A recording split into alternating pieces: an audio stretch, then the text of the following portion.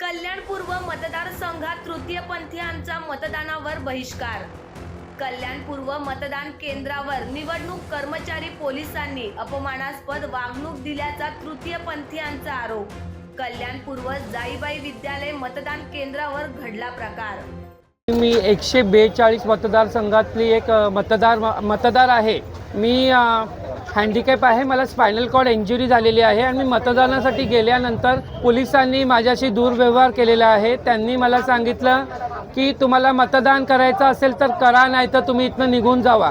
तर आमच्यासोबत जो भेदभाव होतोय त्या भेदभावाच्या कारण आम्ही हा तृतीय समाज आज मतदानावरती बहिष्कार करतोय। तिथली एक होमगार्ड होती, होमगार्ड बोलली की तुमची रिक्षा आतमध्ये जाणार नाही।